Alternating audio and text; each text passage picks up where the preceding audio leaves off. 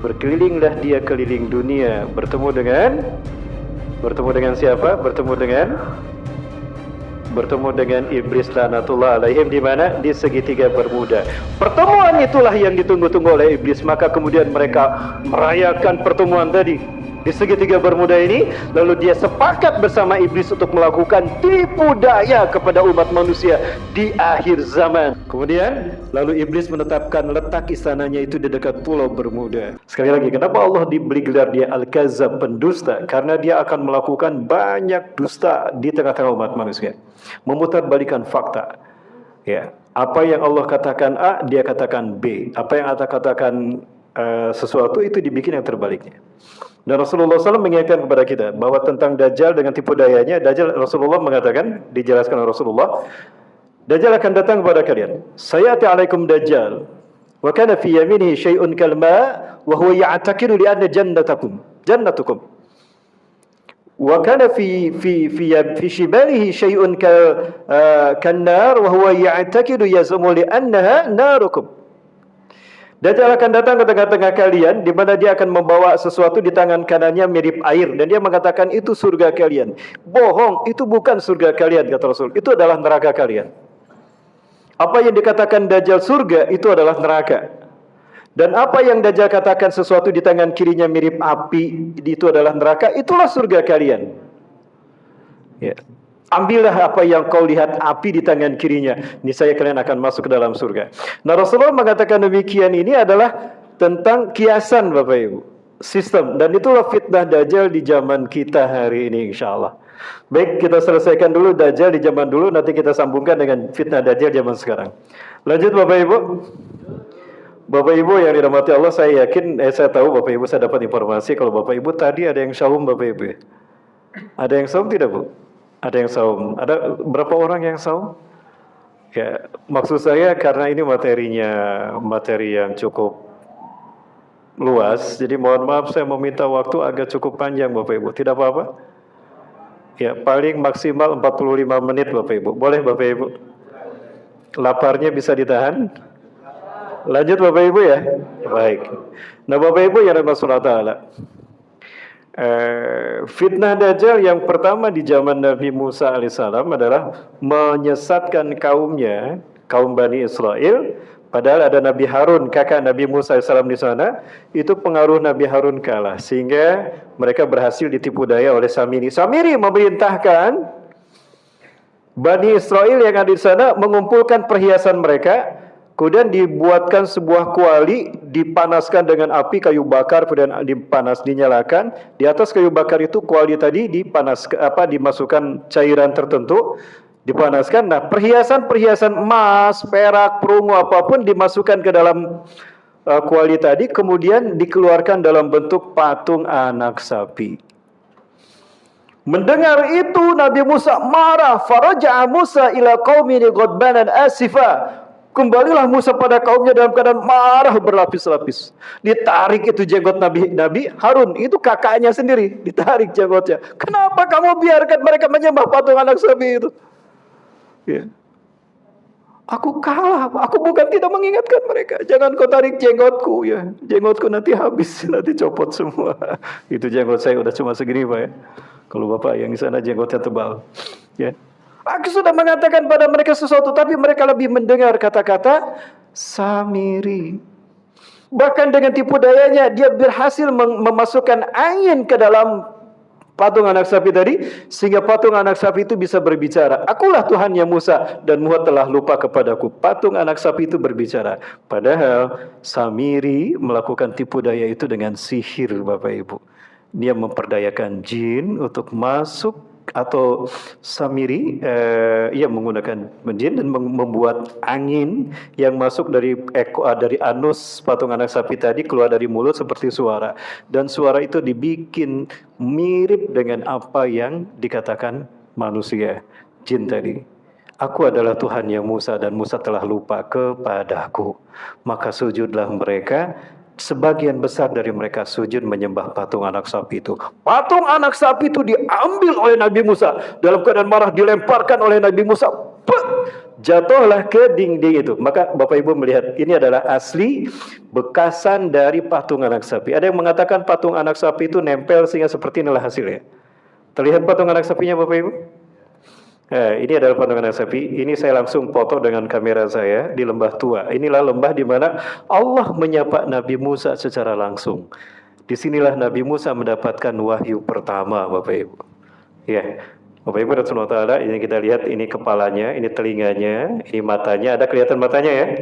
Ini mulutnya, leher, ini kaki depan, nah ini ekornya, ini kaki belakang. Jadi ini sebetulnya nempel saja. Bayangkan sebesar ini diangkat oleh Nabi Musa. Nabi Musa memiliki tenaga 10 kali lipat dari tenaga laki-laki yang paling kuat. Nabi Musa 10 kali lipatnya. Jadi kalau ada MMA, Nabi Musa pasti menang terus. Baik, lanjut Bapak Ibu. Nah, ada di sini. Ya, tempat yang suci bagi umat Islam, ini adalah lembah yang dinamakan Lembah Tua. Di sinilah Allah Subhanahu wa taala mendekat kepada Nabi Musa alaihissalam, memberikan wahyu pertama kepada Nabi Musa. Tempat di belakang kami Bapak Ibu. Ini kalau jalan ke sini kita sampai kepada sebuah gereja biara. Nah, di gereja itu ada pohon yang dulu menyala. Disitulah Allah bersabda langsung berfirman langsung kepada Nabi Musa. Ya, pohon itu ada di dalam biara. Kemarin kami ke sana bulan Januari, biaranya ditutup karena memang sedang ada acara. Kami tidak bisa masuk. Tadinya kalau memang tidak ada acara, kami biasa minta izin untuk melihat langsung pohon yang dulu menyala dan Allah berfirman kepada Nabi Musa secara langsung di lembah itu. Ya, insya Allah bulan September, mana istri saya? Bulan September ya. Tadinya bulan Juli kami akan kembali ke Palestina, Mesir, dan juga Jordan. Mudah-mudahan Bapak Ibu ada yang berminat sholat Masjidil Aqsa dan berziarah ke tempat-tempat seperti ini, silakan Bapak Ibu. Sepertilah yang saya lakukan ketika kami belajar langsung di negeri para Nabi dan Rasul. Belajar Islam di negeri para Nabi dan Rasul. Baik Bapak Ibu dan Rasulullah. Nah, menariknya Allah perintahkan pada Nabi Musa untuk Bani Israel bertaubat. Taubatnya yang menyembah patung anak sapi dibunuh. Melihat temannya dibunuh, maka yang lain tidak mau dibunuh. Berkelahilah, berperanglah, saling tusuk, dan ada yang terbunuh dari mereka yang beriman. Maka Nabi Musa mengangkat tangannya, ya Allah, ya, betapa berat fitnah yang kau diberikan, ujian yang kau berikan pada kaumku ini, ya Allah. Jika kau biarkan hukum ini dijalankan, maka habislah umatku. Lalu siapa yang menyembahmu, ya Allah, dari umatku ini? Maka hukuman itu dihentikan. Yang menyembah patung anak sapi yang gugur, Allah terima taubatnya. Allah ampuni dosa-dosanya. Yang beriman, yang gugur karena ditusuk, dibunuh oleh yang bertobat tadi, yang menyembah patung anak sapi, itu dihitung syahid di jalan Allah. Nah Bapak Ibu, sementara Samiri biang keroknya diusir sama Nabi Musa alaihi salam. Jamaah masuk di akal tidak? Yang disesatkan saja taubatnya dibunuh, lalu kok biang keroknya diusir oleh Nabi Musa tidak dibunuh? Ada yang tahu jawabannya Bapak Ibu? Yang bisa jawab dapat hadiah umroh gratis. Berangkat ketemu di pintu Masjidil Haram, pulang ketemu di Rumbai. Gratis ya. Karena yang membunuhnya bukan Nabi Musa alaihi salam, tapi siapa? Nabi Isa alaihi salam di akhir zaman. Makanya cukup diusir saja sama Nabi Musa, tidak dibunuh. Kenapa Nabi Musa mengusirnya? Nabi Musa tahu, diberitahu sama Allah, Musa, itulah fitnah ujian bagimu dan kamu tidak boleh menyentuhnya. Maka apa kata Nabi Musa alaihi salam? Ya. Ini kata Nabi Musa. Qala, berkatalah Musa kepada Samiri, "Fadhhab, idhab, pergi kamu. Fa inna laka fil hayati an taqula la misasa." Sesungguhnya hakmu di muka bumi ini adalah berkata kepada manusia, jangan kau sentuh aku, jangan kau sakiti aku. Ketika aku membuat makar, jangan kau serang aku, maka aku akan menyerangmu dan menghancurkanmu. Makanya fitnah ini, kata Rasulullah SAW, kalau tidak kuat menghadapi fitnah Dajjal, tinggalkan, berlari, jangan mengikutinya. Jangan berada di mana terjadinya fitnah itu. Kalau kamu tidak bisa merubahnya, hijrah, tinggalkan. Karena siapapun tidak akan mampu kecuali Nabi Isa alaihissalam. Andai dia muncul di zamanku, aku akan mematahkan dia dengan hujahku, kata Rasulullah SAW. Bapak Ibu, sekali lagi, fitnah pertama yang tipu daya pertama yang Dajjal lakukan di zaman para Nabi dan Rasul, menyesatkan manusia dari menyembah Allah. Artinya menyesatkan manusia dari Tauhid. Hari ini pun sama. Inilah gambaran fitnah Dajjal yang diungkapkan Rasulullah di dalam 10 ayat pertama surat Al-Kahfi. Ya, maka ketika kita membaca surat Al-Kahfi 10 ayat pertama, kita fahami ayat-ayatnya, makna-maknanya, maka kita akan tergambar, oh inilah gambaran fitnah Dajjal di zaman para nabi dan rasul. Adapun 10 ayat terakhir adalah gambaran fitnah Dajjal di zaman kita hari ini. Akan kita bahas di akhir selama saya. Oleh karena itu, jangan kemana-mana, tetap bersama saya setelah yang satu ini. Lanjut Bapak Ibu. Ada iklannya? Oh tidak ada, lanjut berarti Bapak. Ya baik. Jadi kenapa diusir sama Nabi Musa? Karena bukan Nabi Musa yang membunuhnya. Siapa? Nabi Isa AS. Kapan? Nanti kita sampaikan, kita bahas. Baik Bapak Ibu dan Rasulullah, maka mengembaralah dia ke zaman para nabi, masuk ke zaman para nabi, menyesatkan kaumnya dari menyembah Allah Azza wa Jalla. Dalam satu pengembaraannya, dia sampai ke segitiga Bermuda. Pernah mendengar segitiga Bermuda Bapak Ibu? Kenapa dia sampai ke segitiga Bermuda? Dia berkeliling dunia dengan membuat perahu dengan kecerdasannya. Dia bikin kapal laut, dia bikin perahu pinisi, dia bikin layar dengan kecerdasannya. Banyak manusia yang terpengaruh dan menjadi pengikut Dajjal. Maka dia mengembara, sampailah pengembaraannya ke lepas pantai Atlantika, ya, Samudra Atlantik. Dan dia Atlantik apa Pasifik Bapak Ibu? Atlantik ya, Samudra Atlantika. Disinilah ada singgasana iblis yang terbuat dari cahaya. Ya, ada di ini Miami, Florida, ini Pulau Bermuda, dan ini Puerto Rico. Konon apabila ada kapal laut lewat sini, kapal selam lewat sini, kapal terbang lewat sini, hilang. Ya, sebetulnya tidak hilang, mereka ada di situ. Ini mirip dengan ketika anak kecil yang hilang di waktu maghrib ketemu subuh Bapak Ibu. Padahal dia ada di rumah kita, di halaman. Dia bisa melihat kita, kita tidak bisa melihat dia. Ditutup dengan cahaya, kristalisasi cahaya, tanda petik seperti itu. Nah, begitulah singgasana iblis. Dajjal sampai di sini, bertemulah dengan iblis la'natullah alaihim. Oh, gembira iblis Ajazil ketika bertemu dengan Samiri. Apa kata-kata iblis? Come here Sam, namanya Samiri kan? Dipanggilnya Sam. Come here Sam, come here Sam. Ta'al ya Sam, ta'al.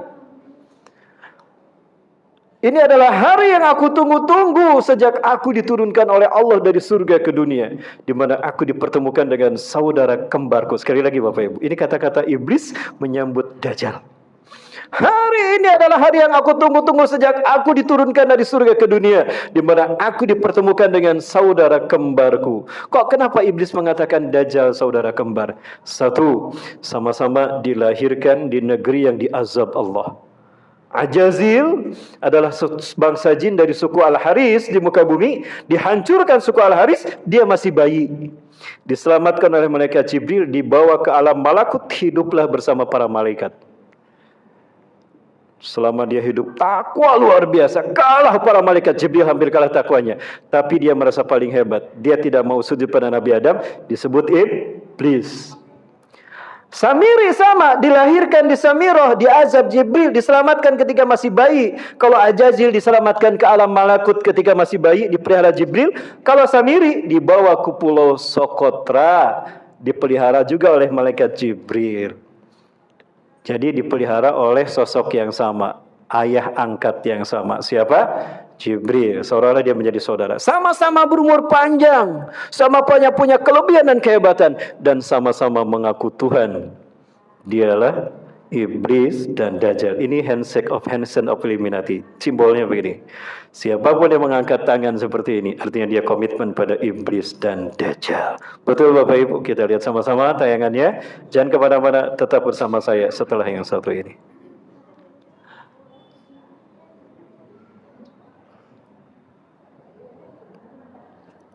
And there are so many theories about this. We are bombarded with this. We see people talking about the Freemason order, the Illuminati, the international bankers, the Zionists, alien consciousness, Even some groups are coming up, satanic type groups, New Age type religions. All of these coming up, and what we find in most cases is that all of these groups are worshiping a force. If you go to the highest level of these groups, you see they are doing a type of worship. It is not to God. It is not the God of Moses or Jesus or Muhammad, peace be upon them. It is another force.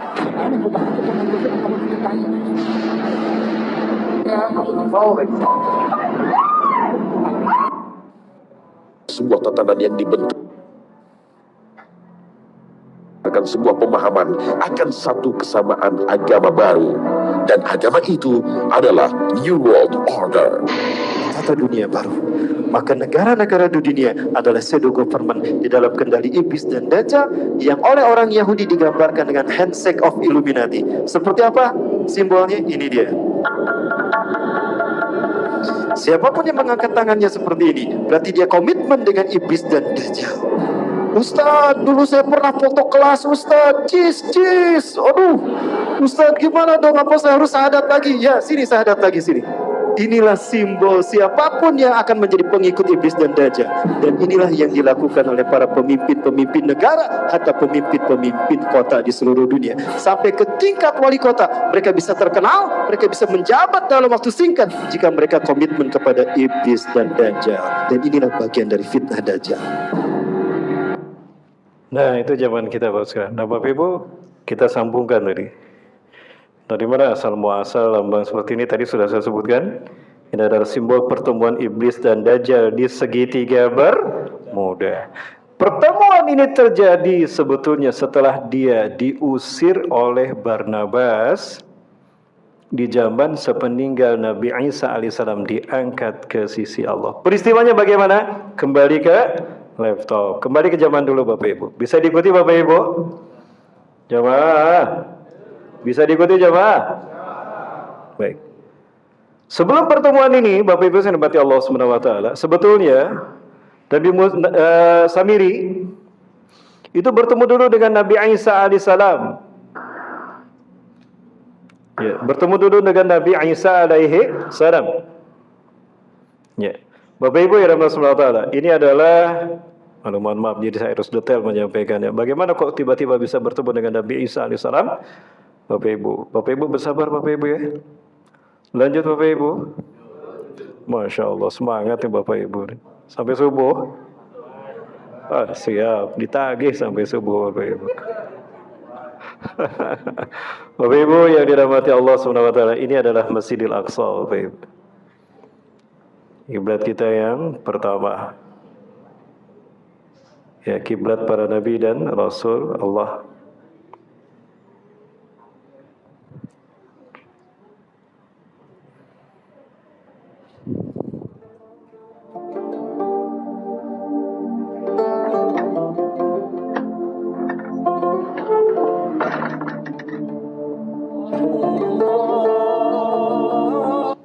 Ini adalah masjid yang kedua dibangun di muka bumi oleh Nabi Adam alaihissalam di bawah bimbingan malaikat Jibril.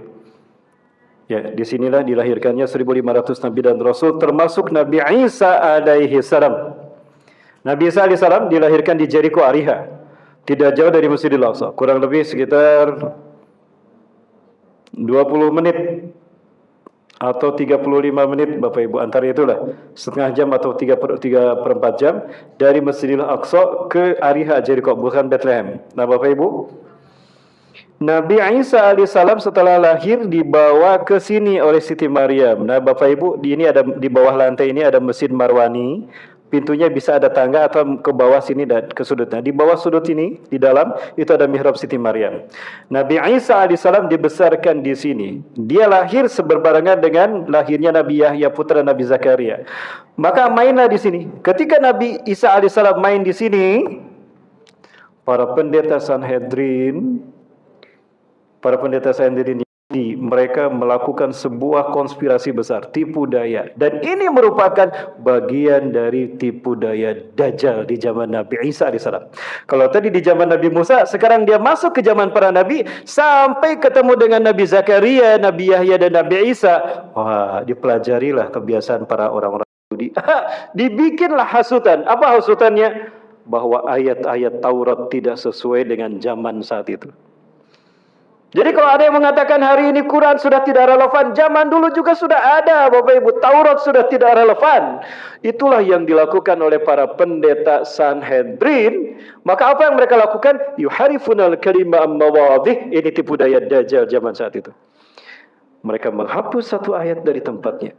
Summa yaktubuna al-kitaba bi'aidihim. Lalu mereka menuliskan ayat dengan tangan mereka sendiri, mengganti dari ayat Allah tadi.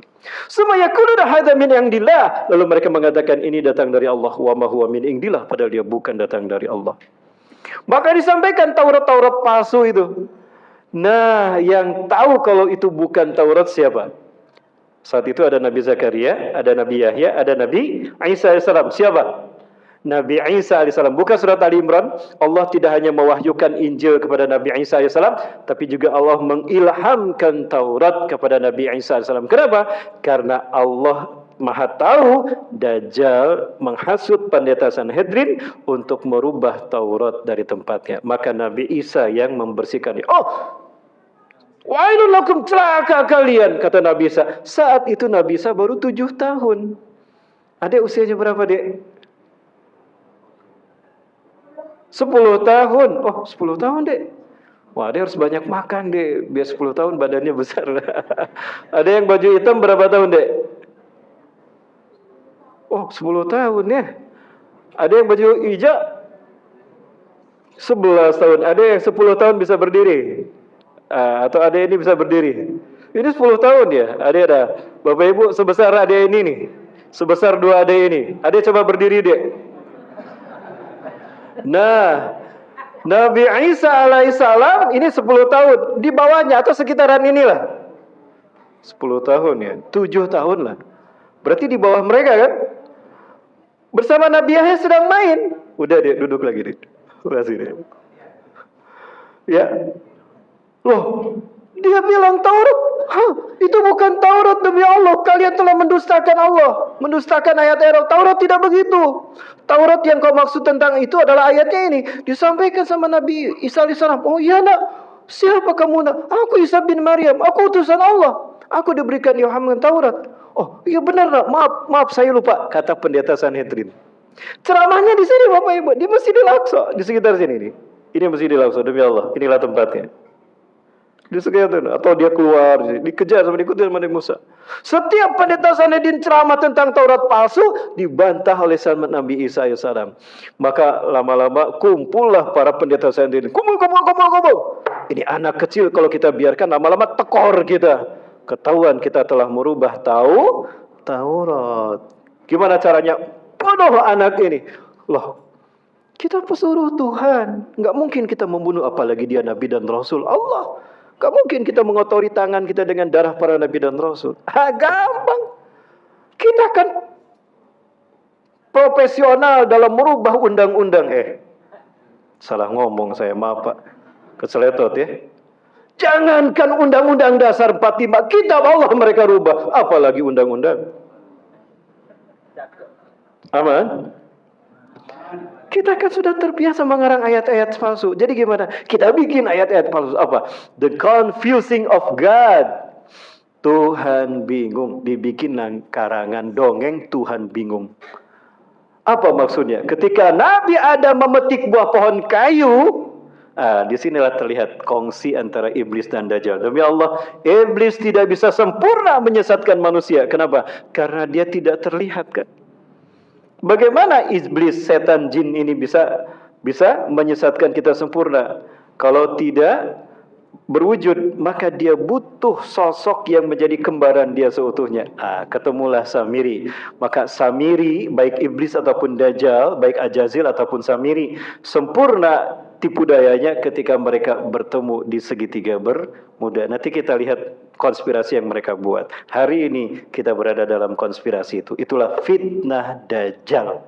Sebelum nanti Dajjal sosoknya keluar. Ada fitnah Dajjal, ada Dajjalnya yang keluar. Lanjut Bapak Ibu.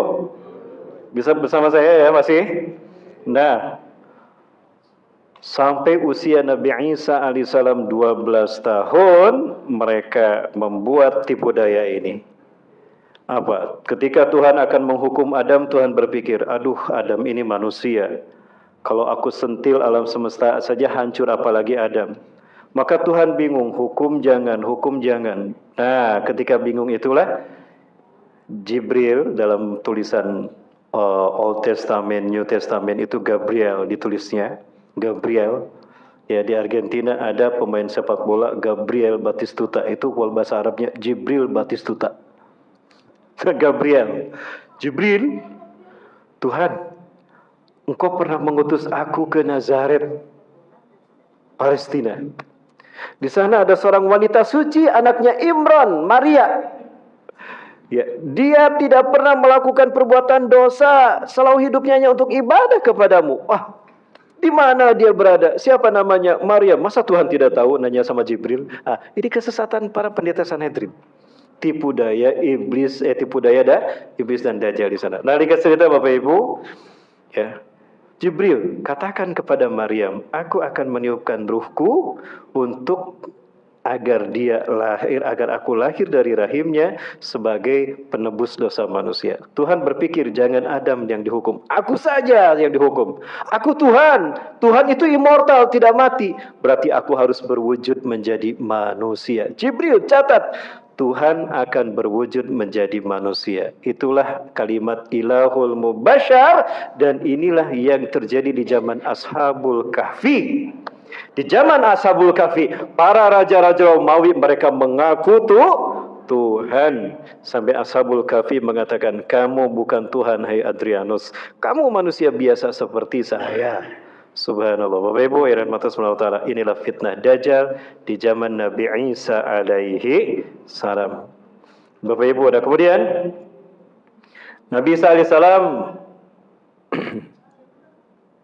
Mana tadi Bapak Ibu? Ya. Difitnah oleh para pendeta Sanhedrin bahwa Nabi Isa adalah Tuhan yang menjelma menjadi manusia, lahir dari Siti Maryam yang suci untuk menebus dosa manusia. Jangan Adam yang dihukum, saya saja Tuhan yang dihukum sebagai perwujudan manusia untuk menebus dosa. Nah, dari situlah lahir Yesus Kristus, lahir untuk menebus dosa manusia. Maka harus ditebus dengan digantung di tiang salib, Bapak Ibu. Dari sinilah cerita itu bermula. Ini fitnah bukan Bapak Ibu? Ini tipu daya siapa? Tipu daya iblis dan Dajjal. Maka Nabi Musa faham beliau akan ditangkap dan dibunuh dan disalib. Maka Nabi Musa pergi mengembara dari satu kota, meninggalkan Masjidil Aqsa tadi Bapak Ibu. Meninggalkan Masjidil Aqsa. Pergi mengembara. Setiap kaum didatangi. Kalian sibuk memancing ikan, tapi kalian lupa untuk bekal kalian di akhirat. Siapa engkau nak? Kok engkau bisa berbicara begitu? Anak kecil usia 12 tahun. Nabi Isa alaihissalam berdakwah pada mereka. Aku Isa bin Maryam, aku utusan Allah. Berimanlah mereka, ya. Maka di antara mereka ada yang bernama Barnabas, ada yang bernama Yakobus, ada yang bernama Zarna bin Banala. 12 orang menjadi pengikut Nabi Isa alaihissalam, disebut Hawariyun. Nabi Musa melakukan mukjizat. Ada orang buta sejak lahir diusap. Bismillahirrahmanirrahim. Masaha yamsahu masihun. Maka Nabi Isa sejak itu dikenal bergelar Al-Masih. Menyembuhkan dengan cara mengusap. Masaha yamsahu masihun. Dari situlah gelar Al-Masih. Ada yang berpenyakit belang, sepak diusap, hidup sembuh lagi. Banyak yang beriman hingga ringkas cerita. Bapak Ibu SWT, mereka menjadi pengikut Nabi SAW sampai di titik terakhir Nabi Isa alaihissalam merasakan ada tipu daya yang makin dekat dari fitnah Dajjal. Dajjal saat itu berganti nama dari apa nama Dajjal? Siapa Bapak Ibu? Nama Dajjal yang asli tadi siapa Bapak Ibu? Samiri, berganti nama menjadi Yudas Iskariot. Di zaman Nabi Musa bernama Samiri, di zaman Nabi Isa alaihissalam dia berganti nama menjadi Yudas Iskariot. Lihat cerita Bapak Ibu. Nah, Nabi Isa alaihissalam merasakan, wah, si Yudas dia makin bersemangat untuk menipu, untuk melakukan tipu daya. Tiba-tiba Allah memberikan perintah pada malaikat Jibril untuk menyatakan Allah akan mengangkat Nabi SAW. Ya.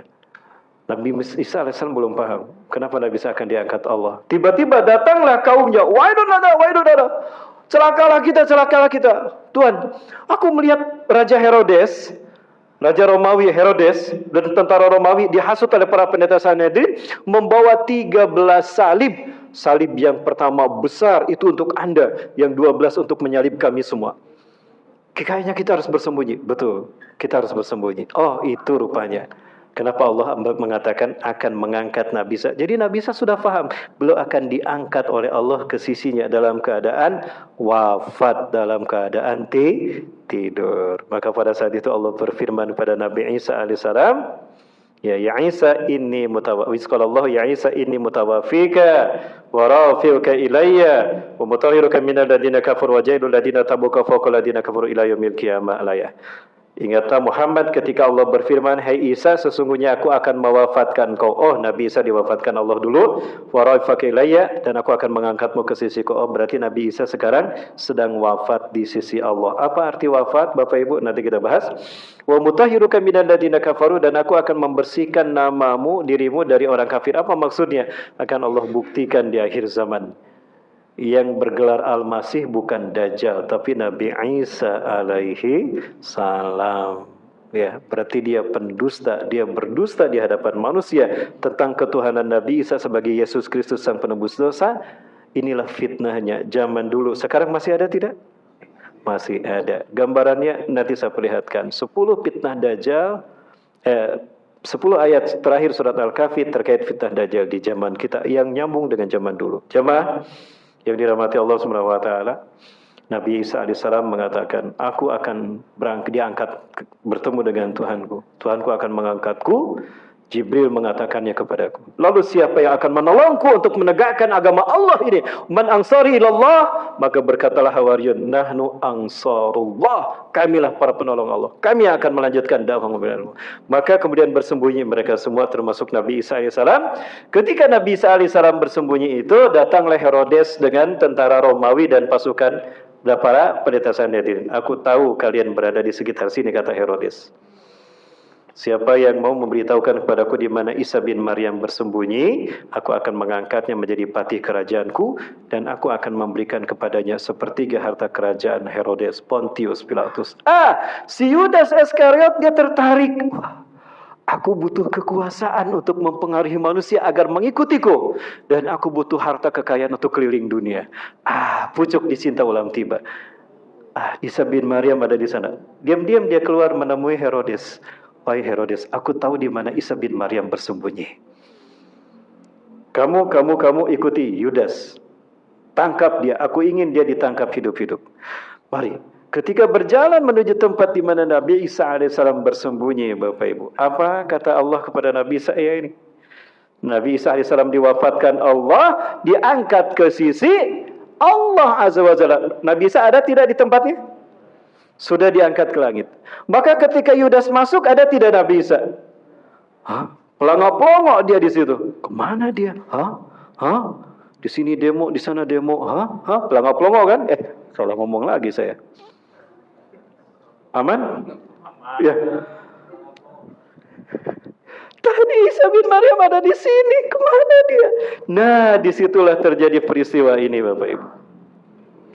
Wa qaulihim, dan perkataan para pendeta Sanhedrin, inna sesungguhnya kami qatalnal Masih Isa bin Maryam Rasulullah, kami telah membunuh Al-Masih Isa bin Maryam utusan Allah. Dibantah sama Allah. Wa ma qataluhu, mereka tidak membunuhnya. Berarti Nabi Isa tidak dibunuh kan? Wa ma salabu, berarti bukan Nabi Isa yang disalib. Mereka tidak menyalibnya. Walakin syubbiha lahum, tapi Allah serupakan untuk mereka. Yudas Iskariot yang berkhianat kepada Nabi Isa alaihissalam, memberitahukan di mana Nabi Isa bersembunyi. Allah rubah wajahnya menjadi Isa bin Maryam. Maka ketika Yudas keluar, tadi ada di sana, kemana ya? Kok nggak ada? Dia keluar menemui tentara Romawi. Dia sudah berubah menjadi, ditangkap tidak? Dialah yang ditangkap, dialah yang kemudian diikat di tiang, salib, dipaku tangan dan kakinya. Ketika dia ditidurkan di salib besar itu, dia melihat Nabi Isa alaihissalam diangkat ke langit oleh malaikat Jibril. Di situ dia yang menyaksikan seorang diri si Yudas ini. Maka dia mengatakan, Eli Eli lama sabakhtani, Tuhanku, Tuhanku, kenapa kau tinggalkan aku? Diaraklah dia ke Bukit Golgota, peristiwa Paskah. Herodes memegang Old Testament perjanjian lama di tangan kirinya, pedang di tangan kanannya. Itu pedang ditusuk-tusukan sambil membaca Old Testament, sambil mundur ke arah Bukit Golgota. Banyak tusukan pedang menusuk tubuhnya, darah bercucuran, diambil darahnya, diminum. Itu rukun agama Kristen, Ekaristi Holy Water, rukun kelima. Dari 7 rukun agama Kristen, agama Kristen, yang kelima, Ekaristi Holy Water, rukun meminum air suci. Ya. Banyak tusukan tadi membuat dagingnya terkelupas. Ya, orang-orang Kristen, banyak orang-orang di saat itu para pendeta Sanhedrin tentara Romawi mengambilnya dan memakannya. Sekarang menjadi rukun ketiga agama Kristen tadi, Ekaristi Gusti Kudus, rukun memakan tubuh Tuhan. Luar biasa, tubuh Tuhan dimakan. Kenapa mereka meminum darah Nabi Yesus Kristus, memakan daging Yesus Kristus? Karena mereka yakin apabila ada bagian tubuh Yesus masuk ke dalam tubuhnya, mereka tidak akan disentuh api neraka. Ya, selesai kebaktian, ada pendeta memegang nampan, ada roti kecil, itu dibagi-bagikan, mereka berbaris jemaahnya sambil keluar dikasih roti. Haleluya. Gimana? Nggak tahu saya. Oh, ada tahu. Oh, ada tahu. Kok ada tahu? Ada dulunya Kristen? Enggak, ada lihat di TV ya. Baik. Nah, dimakan. Bapak Ibu, di antara tusukan pedang itu menusuk mata kanan Yudas Iskariot. Bapak Ibu, disinilah terungkap siapa sebetulnya yang digantung di tiang salib. Siapa Bapak Ibu? Nih, coba lihat. Qala Abdullah, berkata Abdullah bin Umar radhiyallahu anhu, qama Rasulullah sallallahu alaihi wasallam, berdiri Rasulullah SAW finnas di tengah-tengah manusia. Fasna Allah, beliau memuji Allah. Bima huwa ahlu, sebagaimana memang Rasulullah yang paling ahli memuji Allah. Summa dzakara Dajjal, kemudian Rasulullah bercerita tentang Dajjal. Ini sosoknya Bapak Ibu. Kalau disebut Dajjal, berarti sosok manusia seperti kita. Kalau fitnah Dajjal, sistemnya tipu dayanya. Ya, baik. Faqala, maka Rasul bersabda di tengah-tengah manusia sambil berdiri, Inni unzirukum, aku peringatkan kalian dari bahaya Dajjal. Wa ma min nabiyyin, dan tidak seorang nabi pun illa waqad anzarahu qaumah, melainkan telah mengingatkan tentang Dajjal pada kaumnya. Laqad anzarahu Nuh qaumah, dan sungguh Nuh telah memperingatkan tentang Dajjal pada kaumnya. Walakinni, nah ini yang menarik. Walakinni, akan tetapi aku, saqulu lakum, akan aku katakan kepada kalian fihi, tentang Dajjal, qaulan, satu perkataan, lam yakulhu nabiyyun liqaumi, belum ada seorang nabi pun yang mengatakan pada kaumnya. Jadi hanya Rasulullah SAW yang tahu tentang Dajjal yang satu ini, tentang sisi yang satu ini terkait Dajjal. Semua nabi dan Rasul tidak tahu tentang hal ini. Apa itu Bapak Ibu? Kita lihat. Ta'lamuna annahu a'war wa anna Allah laisa bi'awar. Kalian tahu bahwa sesungguhnya dia pecak mata kanannya dan Allah tidak pecak. Allahu Akbar. Ya. Cuma Rasulullah yang tahu kalau Dajjal pecak mata kanannya, jemaah. Jadi sejak Nabi Adam sampai Nabi Isa alaihi wassalam, mereka tahu Dajjal itu matanya dua seperti kita, normal Bapak Ibu. Tidak satu di sini. Dari mana riwayatnya itu? Itu bohong. Gak ada riwayat Dajjal matanya satu di sini. Enggak Bapak Ibu. Dajjal itu diketahui para Nabi dan Rasul semuanya matanya dua, mengatakan Dajjal dua. Dan cuma Rasulullah yang tahu. Kenapa? Peristiwanya terjadi ketika Nabi Isa alaihissalam diangkat kan? Berarti Nabi Isa tidak tahu apa yang terjadi di bawah. Dan ini yang terjadi. Maka berita ini sampai pada Nabi yang berikutnya. Nabi setelah Nabi Isa, Rasulullah SAW. Salah satu tusukan pedang Yudas Iskariot menusuk mata. Salah satu tusukan pedang siapa? Herodes, Raja Romawi, menusuk mata kanan Yudas Iskariot. Rasul mengatakan, "Faka'anna ainu ka'ainabah." Matanya seperti anggur hitam, pecah matanya. Jadi putihnya enggak ada. Nah, jamaah, ya maka dialah yang digantung di tiang salib. Dikuburkan dia 3 hari 3 malam. Barnabas mengatakan pada teman-temannya, kepada Yakobus, pada Jarna bin Bara'ana, aku ingin membuktikan, penasaran. Kita lihat setelah 3 hari 3 malam ini, kalau kita gali ternyata dia masih hidup, berarti dia dajjal. Umurnya nanti sampai akhir zaman. Tapi kalau dia sudah mati, berarti Yudas atau Samiri, dia manusia biasa seperti kita. Tengah malam itu digali kuburannya. Dan apa yang terjadi? Barnabas, Yakobus, Zanna bin Bar'ala, Hawariyun menyaksikan Yudas masih hidup.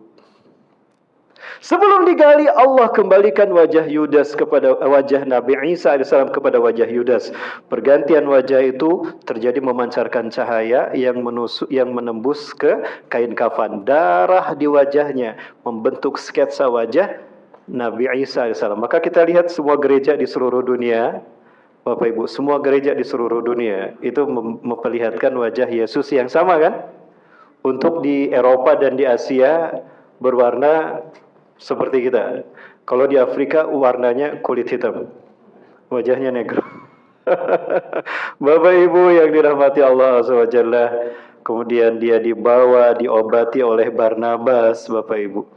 Diobati oleh Barnabas dan Zanna bin Bala oleh Hawariyun. Ditunggu saat di mana dia mengaku Isa bin Maryam. Ketika Barnabas sedang bekerja, datanglah si Yudas Iskariot. "Hei Barnabas, lihatlah aku, berimanlah padaku. Sesungguhnya aku Isa bin Maryam." "Ha, benarlah kamu dajjal." "Ya, a'taqidu wa annaka dajjal la'natullah 'alaik." "Aku makin yakin engkau adalah dajjal. Pergi kamu." Diusirlah dia oleh siapa? Oleh Barnabas. Kenapa tidak dibunuh? Yang membunuhnya nanti Nabi Isa alaihi salam. Bapak Ibu, berkelilinglah dia keliling dunia, bertemu dengan siapa? Bertemu dengan iblis laknatullah alaihim. Di mana? Di segitiga Bermuda. Pertemuan itulah yang ditunggu-tunggu oleh iblis. Maka kemudian mereka merayakan pertemuan tadi di segitiga Bermuda ini, lalu dia sepakat bersama iblis untuk melakukan tipu daya kepada umat manusia di akhir zaman. Apa isi tipu dayanya? Ini dia. Keduanya adalah satu makhluk. Mereka mengatakan Dwi Tunggal. Sama-sama dilahirkan di negara yang dihancurkan Jibril. Sama-sama diselamatkan ketika masih bayi. Si Ajazil kemana? Alam malakut bersama para malaikat. Si Samiri kemana? Pulau Sokotra. Kemudian yang satu terlihat dan yang lainnya tidak terlihat. Tujuan persahabatan ini adalah untuk menghancurkan Islam dan kaum muslimin. Sekali lagi, menghancurkan Islam dan kaum muslimin. Yang kedua, menampakkan kesalahan Tuhan yang maha besar yang telah tua renta. Jadi Allah dia fitnah, katakan sudah tua renta. Udah ayana generasi, kasih aja kepada anaknya. Biar anak Tuhan yang mewakilinya sekarang. Halo, aman jemaah? Bisa diikuti? Lanjut jemaah. Yang ketiga, menjelaskan bahwa orang-orang Yahudi adalah umat yang terbaik yang diutus pada manusia. Bukan kaum muslimin yang memiliki sifat dajjal. Diputar balikan data tadi. Inilah fitnah mereka. Kemudian, lalu iblis menetapkan letak istananya itu di dekat Pulau Bermuda. Muhammad Isa Daud, dajjal akan muncul dari segitiga Bermuda. Ada dalam buku itu. Bapak Ibu, kemudian kita bersebat.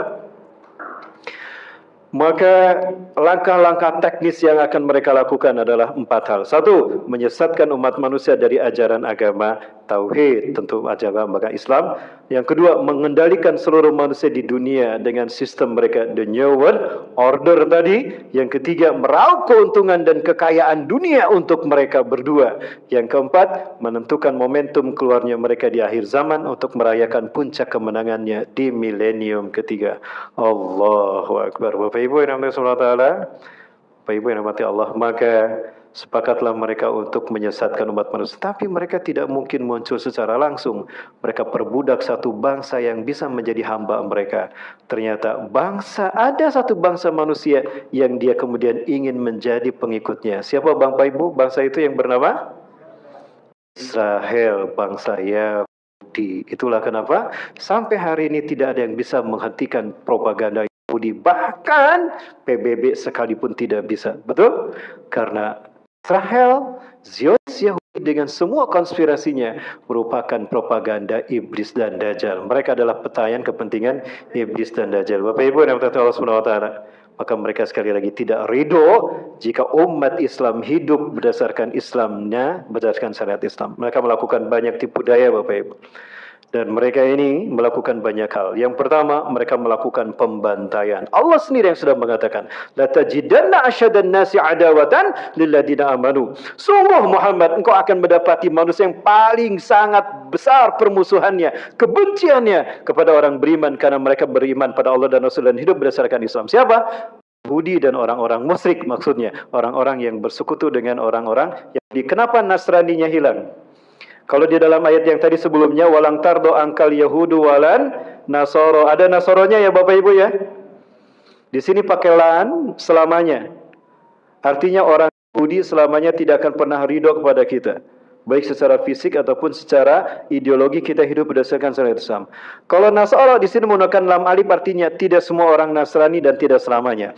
Tapi ketika berbicara kebiadaban mereka di muka bumi, Nasroninya hilang, Nasorona hilang. Tapi ada ya, diganti Nasoronya dengan alladzina asyraku, ya, orang-orang musyrik, maksudnya bukan hanya Nasoro yang menjadi pengikut Yahudi yang berbujuk bersekutu dengan Yahudi, tapi ada orang-orang Islam yang munafik pun ikut masuk ke dalam propaganda Yahudi. Mereka pro kepada Israel dan Amerika, ikut memerangi Palestina. Ada tidak sekarang?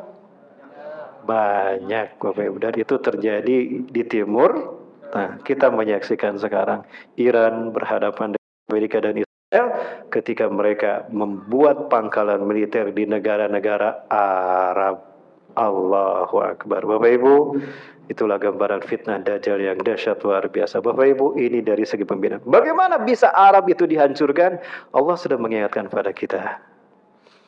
Bagaimana Allah mengingatkan kita? Sudah Bapak Ibu. Sudah belum Allah mengingatkan pada kita tentang ini? Ada Bapak Ibu. Kita lihat coba. Surat Al-Ankabut yang ke-41. Masalul ladina takhudhu min dunillahi awliya. Perumpamaan orang-orang yang menjadikan selain daripada Allah, Rasul dan orang-orang beriman sebagai pelindung, pemimpin, penolong, teman setia dan kepercayaan. Selain daripada Allah, Rasul dan orang beriman, kamasalil ankabut, seperti perumpamaan laba-laba. Ittakhadhat baitan, ketika dia membuat rumah. Nah, ini sarang, ketika dia membuat sarang. Wa inna auhanal buyut, dan sungguh selemah-lemah sarang rumah la baitul ankabut, adalah rumah laba-laba. Laukanu ya'lamun, sekali mereka mengatakan Allahu Akbar. Bapak Ibu coba kita lihat ayat ini. Luar biasa. Sekali lagi Bapak Ibu, jamaah, inilah gambaran fitnah dajjal, tipu daya dajjal zaman sekarang dari sisi ideologi politik, sosial, politik. Coba kita lihat. A'udzubillahi minasyaitonirrajim. Masalul ladina, perumpamaan orang-orang ittakhadhu, yang menjadikan min dunillahi, selain daripada Allah, auliya, sebagai pelindung, pemimpin, penolong, teman setia, teman kepercayaan, parlemen. Kamasalil ankabut, seperti laba-laba, ittakhadhat baitan, ketika dia membuat sarang, membuat rumah. Wa inna auhanal buyut, dan sungguh selemah-lemahnya rumah la baitul ankabut, adalah sarang laba-laba. Laukanu ya'lamun, sekiranya mereka mengetahui. Bapak Ibu, jangankan disentuh dengan tangan, ditiup saja hancur tidak? Hancur. Bapak Ibu, saya pelajari, saya tafakuri ayat ini, saya mendapatkan 7 kesimpulan. 1, kehidupannya berdasarkan insting, bukan berdasarkan wahyu Allah. Kalau lebah berdasarkan wahyu. Lebah, sebaliknya perumpamaan orang beriman itu berdasarkan wahyu. Berdasarkan wahyu Allah. Kalau lebah, ya berdasarkan wahyu Allah. Ya, memakan apa yang Allah perintahkan, dan biar dari tubuhnya keluar madu. Kalau ini insting yang digunakan. Kedua, tempat hidupnya gunung, pohon, tempat-tempat dibuat manusia tapi mengotori. Kalau lebah tidak mengotori. Rumah dan sarangnya terbuat dari seratnya sendiri. Orang-orang membuat wadah untuk mengamalkan Islam tapi dengan akalnya sendiri. Sama dengan lebah membuat sarang dari seratnya sendiri. Dan sarang laba-laba tidak berfungsi sebagai rumah tapi sebagai perangkap, Bapak Ibu. Betul, sebagai perangkap? Sebagai perangkap. Coba kita lihat yang satu ini Bapak Ibu. Allahu Akbar. Ini sarang laba-laba kan? Ketika ada serangga, Nempel kan? Ah. Dia memangsa sesama makhluk. Selain orang-orang yang menjadikan selain Allah sebagai pelindung, mereka dimangsa oleh orang yang dianggap pemimpin. Bapak Ibu, saya punya buktinya. PBB bukan sebagai badan perdamaian, sebagai instrumen saja. Saya punya buktinya, Bapak Ibu. Baik. Kalau ini sarang laba-laba, ini sarang apa Bapak Ibu? Ini simbol apa? PBB. Inilah sarang laba-laba zaman sekarang. Ini fitnah Dajjal, kesepakatan iblis dan Dajjal menghancurkan umat Islam dengan strategi klasik divide et impera. Dipecah belah, kemudian diadu domba. Betul tidak Bapak Ibu? Ya. Dan tidak boleh ada satu negara, tidak bisa kita mengklaim sebagai sebuah negara, melainkan kita mengadu, mendaftar kepada PBB. Inilah simbol PBB. Sama tidak simbolnya Bapak Ibu? Ini sarang laba-laba, ini sarang bangsa-bangsa. PBB, sejak kapan PBB dipimpin oleh orang Islam? Apakah PBB berdasarkan Quran dan Sunnah?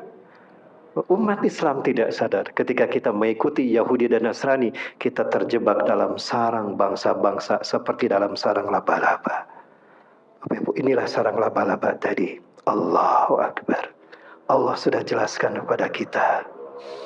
Bagaimana wujudnya Bapak Ibu? Seperti inilah wujud mereka memecah belah umat Islam. Inilah gambaran sarang laba-laba. Umat Islam yang tadinya satu tubuh ummatan wahidah dipecah belah dengan strategi klasik. Biri-biri Bapak Ibu. Serigala. Suka tidak? Suka memangsa kambing tidak? Domba? Beranikah biri-biri beranikah serigala memangsa biri-biri yang berjamaah bersatu padu? Tidak. Wah, banyak jumlahnya, nggak mungkin. Gimana caranya? Bikin propaganda, fitnah. Gimana caranya? Naik ke tempat yang tinggi. Lalu apa yang dia lakukan? Mengaung dia. Mirip. Oh, serigala. Maka biri-biri yang tadinya berjamaah bersatu padu terpecah belah. Ada yang ke barat, ke timur, begitu kan? Dicaplok satu-satu. Plek, ya. Plek, ya. Turki Utsmani tidak dihancurkan langsung dari tengah. Islam tidak dihancurkan langsung diperangi Turki Utsmani, tidak. Tapi dari ujung, seperti memakan bubur panas. Kalau makan bubur panas dari tengah apa dari pinggir? Dari pinggir. Dimakan dulu apa? Ya, diambil dulu Yunani, Arab, mana lagi Asia, caplok satu-satu. Lama-lama sampai ke Turki juga. Bapak Ibu, umat Islam dipecah belah yang tadinya satu dengan instrumen komunisme yang mereka ciptakan di blok timur, kapitalisme yang mereka ciptakan di blok barat, diciptakan PBB untuk menyeimbangkan antara komunis dan kapitalisme agar ada wasit. Kalau pertarungan ada wasit tidak? Itulah PBB, wasitnya. Tapi yang namanya wasit kalau ada uangnya enak, dimenangkanlah Arab dan Qatar. Akhirnya menang mereka, naik ke Piala Dunia, ternyata memalukan Asia di Piala Dunia. Mana jadi kadinya itu? Tolong diedit ya Bang. Karena ada. Saya buktikan Bapak Ibu. Sejak kapan PBB pro kepada dunia? PBB itu Badan Perdamaian Dunia, betul? Artinya dia menjaga dan menciptakan perdamaian. Betulkah demikian? Lalu sudah berpuluh-puluh tahun Palestina dibantai. Kemana PBB? Saya mendengar ada 300 lebih resolusi PBB. Ada tidak satu resolusi yang berujung pada dihukumnya, di embargonya Israel? Tidak ada. Kenapa? Karena PBB adalah ciptaan mereka, Bapak Ibu. Umat Islam yang bersatu tubuh dipecah belah menjadi nasionalisme. Udah dipecah belah dalam nasionalisme, dipecah belah dalam multi orpol, ormas, sekte madhab. Betul kan? Seperti sekarang akibatnya apa, Bapak? Mudah mereka dibantai dan diadu domba. Bapak Ibu yang dirahmati Allah, ini buktinya. Kita lihat buktinya sekarang. Jangankan berbicara tentang umat Islam seluruh dunia, Bapak Ibu. Berbicara tentang negara-negara Islam Arab saja, Bapak Ibu. Kita bicara tentang negara Islam Arab. Jumlah mereka mayoritas di sekeliling Palestina. Ada berapa jumlah mereka? Ada ratusan juta, Bapak Ibu. Ratusan juta jumlah mereka di tanah Arab. Ini saya buktikan, Bapak Ibu. Kita lihat sama-sama. Bapak Ibu, ini Palestina dihuni oleh 4,29 juta Muslim Arab, Muslim Palestina. Dan di sekeliling Palestina ada negara-negara Islam Arab. Saya catat jumlah umat Islam mereka. Ada Maroko, ada Djibouti. Itu sekarang lagi main bola kan? Bapak Ibu, larut dalam itu. Lupa kepada Palestina. Ya. Jumlah mereka ada berapa? 364,76 juta jiwa. Di Palestina tidak lebih dari 9,6 juta Yahudi. Kok bisa 9,6 juta Yahudi membantai Gaza, Palestina berpuluh-puluh tahun? Kemana ini yang 364,76 juta jiwa? Andai mereka kencing bareng-bareng tenggelam, tidak ini Bapak Ibu? Untuk kencing bareng-bareng pun tidak bisa. Kenapa? Mereka dipecah belah menjadi bernegara-negara. Udah dipecah belah dalam bernegara. Ada multi orpol, beda orpol, sama-sama partai politik Islam nggak mau bersatu, betul? Berbeda madhab, etnis. Inilah strategi Dajjal dan Iblis menghancurkan Islam lewat Iblis dan Yahudi dan Nasrani. Bapak Ibu, beginilah perumpamaan sarang laba-laba itu Bapak Ibu. Jelaskan Allah memberitahukan pada kita bagaimana mereka menghancurkan Islam dan kaum muslimin. Maka percayakah kita kepada bangsa Arab sekarang sudah kita lihat mereka pro kepada siapa? Kepada Palestina atau kepada Israel dan Amerika? Ya, maka jangan pernah kita tertipu oleh mereka.